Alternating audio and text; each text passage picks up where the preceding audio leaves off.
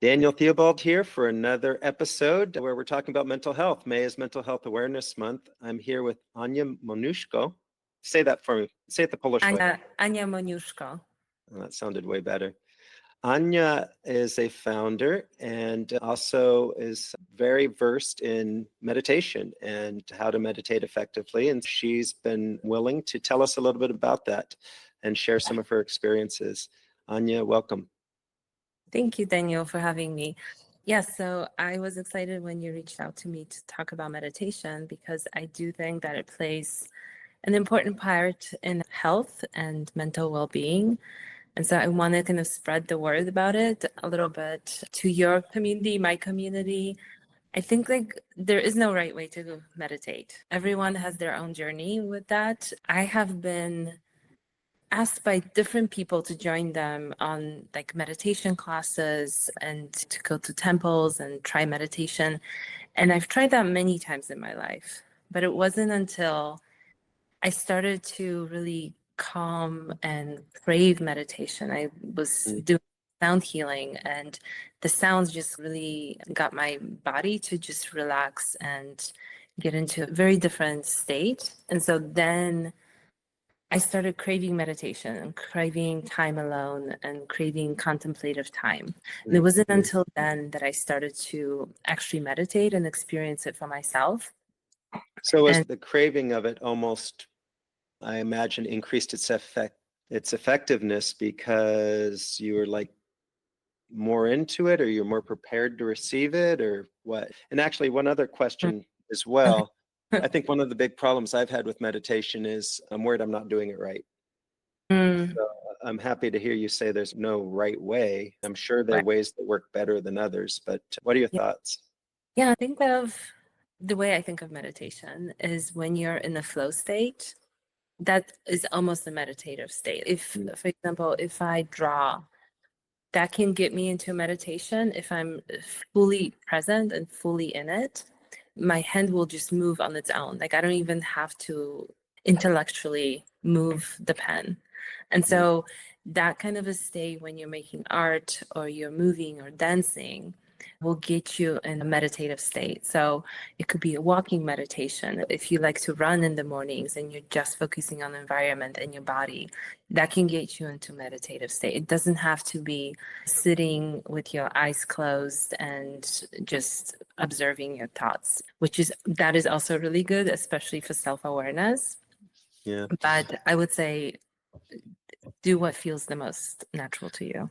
It's interesting because this idea of calming, or I guess just observing thoughts and sitting still, is something that's hard for me. But I feel like there is probably value in figuring that out for sure. I do find, like what you're saying, when I go on my morning runs on the beach, I get into that flow state where I'm not thinking about all the other billion things. I really just feel like I'm there. Yeah. And to me, that's a meditative state because you're not intellectualizing anything. You're just receiving, and you're running by the ocean, which is another amazing thing. So I love combining nature with meditation or nature with anything because I think nature is healing us. That's interesting. As you're just saying that, I was just thinking about my run this morning, and as I was running, I didn't have a care in the world, and I'm seeing these pretty rocks, and my attention gets drawn to these pretty rocks, and I'm looking at this rock, and then a intrusive thought comes in about, why does this rock even matter? I'm wasting time looking at this rock.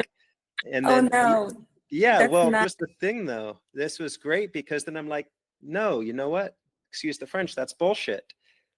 This rock is the most important thing in my life right now. And it's okay if I think it's amazing and I'm enjoying looking at it. Yeah, I think that there's something about beauty and about admiring nature and its beauty and it's the way that everything just is without us having to manage it. I'm always in awe. I pinch myself all the time. I'm driving through Golden Gate Bridge and it's so beautiful. It's just I pinch myself. I get to live here and I don't have to do anything to make this beautiful. It's always good to admire those moments, to Yeah. have those moments. Do you have any advice for people that have a desire to have a desire even to meditate, So, crave it? How did you start to crave it, and what was your personal journey there? so I will tell two stories. First, I will tell a story to motivate people to do this. So I have been trying to learn to play these Tibetan drums, and I've been having a really hard time. So I just kind of play the scales, and it's it's enough. I like the sound of it. I listen to people on YouTube, and it's really inspiring, like how beautiful the music can be. I was meditating in my friend's garden. One day I had the drum with me, and as I finished the meditation, I just picked up the drum. It was part of the meditation. I started playing, and the music was so beautiful. And then I noticed the deer come by and was observing me. And as soon as I saw the deer observing me, it stopped. Like the whole meditation stopped, the flow. I couldn't play anymore. Not in the same way. And so I feel like meditation gets us to a place where we could do things better than Mm. we could without it. So hopefully that motivates some people, because what I do is I'm writing my book, and before writing, I always meditate beforehand. I also draw, and then I get into the writing, and it kind of helps my writing just come out better. I would not be able to intellectualize things the same way. When it just flows, it's more beautiful. Yeah, that's great. Yeah. So your You other said you had question. two stories. I'm waiting for the Yeah. second one now with bated breath. Yeah. The other one, I think everyone has their own journey into it. I know that it couldn't be forced for me. So I Mhm. actually tried to go to a temple with a friend for many times, and I was so uncomfortable, like And when you sitting. say temple, can you just tell us what that means? Yeah, In so this there's a Buddhist temple in San Francisco in Hayes Valley, and I went there with a friend. And you sit cross-legged, you do breathing, you do meditation, and just wasn't really working for me. I always felt uncomfortable. My body just couldn't sit still. My mind would just keep running, like thoughts would keep running. The way that things happened for me is I finished a contract with a company I was working for, and I was planning on going on vacation to Europe for a few months and then come back.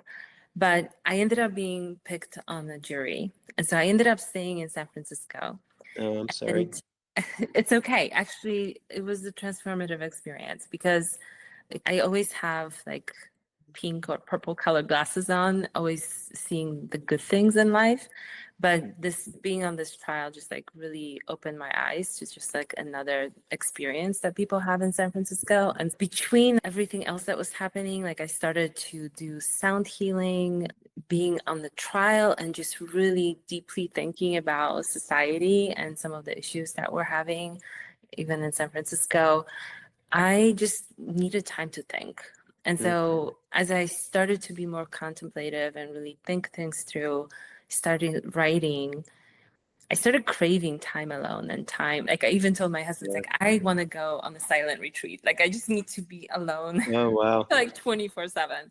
I didn't end up doing that, but I did that at home. And so it also helped me to start writing my book. And the meditations just started to just working with the sound bowl. I even started with the Tibetan drums. I started trying the flute Mm. and writing. And what actually, one of the things that I write about in the book is this idea of meditation snacks.